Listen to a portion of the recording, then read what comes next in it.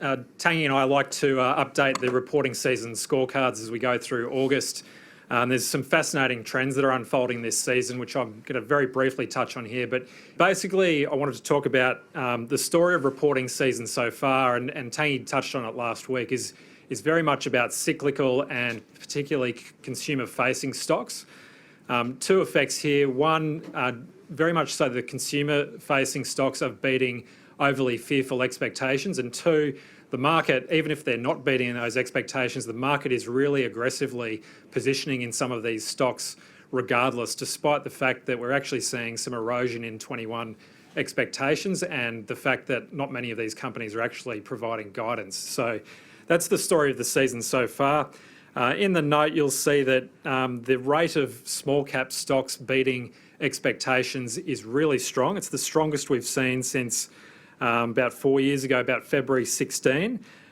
Yes, the quality of results does deteriorate towards the back half of August, but I can show you that by and large the beat rate's been higher overall. In terms of the changes to expectations for next year, we've only seen upgrades in one sector, and that's retail. So retail have seen, of those stocks that have reported so far, we've seen about a 10% upgrade to 21 profit expectations, and those results have been met really strongly by the market. On average, those stocks are up about 8 or 9%. Across the rest of the market, on aggregate, we've seen small erosion to 21. So the biggest negative contributors there are, sluggish results out of Telstra, AGL, a lot of the US dollar earners, CBA down a touch.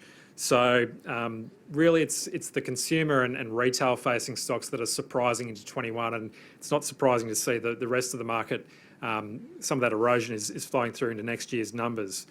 Now the thing that I found most interesting is on the screen here.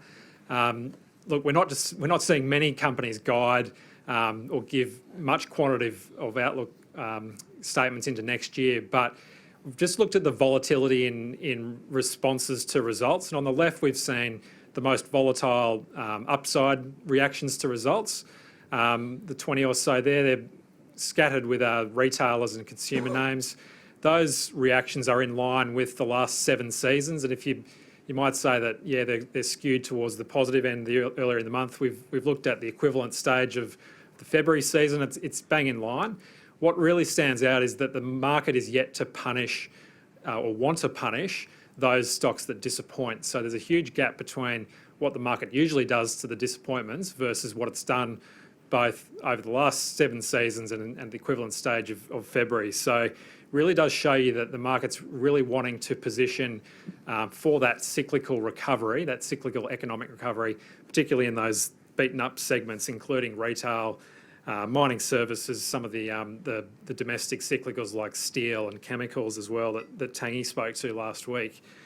In our reporting season preview stuff, you might remember we talked to the tactics around reporting season around catalysts. I think in July we nominated 22 catalysts to watch, and in August about 45 in our reporting season previews. Really pleasing to be able to say that if you took the basket of the beats less the misses, we're calling those catalysts, the relative performance there is about plus 12% in favour of the catalysts that did well, the beats. What's interesting for mine is that a lot of those stocks actually run well ahead of the actual result date or even the trading update or the AGM that we've been calling out. So it does show you that the market is really willing to trade very heavily and actively around these events. They're willing to trade into the event itself, arguably more so than on the day. We've seen a number of results.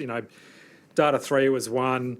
Some of the retailers, Eagers and a few others, have actually put the performance on well ahead of the catalyst, and on the day the results released, the response has been far more muted. So it does show you that it's a fascinating traders market.